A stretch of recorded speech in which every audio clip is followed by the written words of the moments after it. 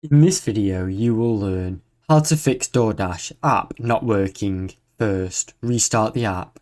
Close the DoorDash app completely, then reopen it. This can fix minor glitches.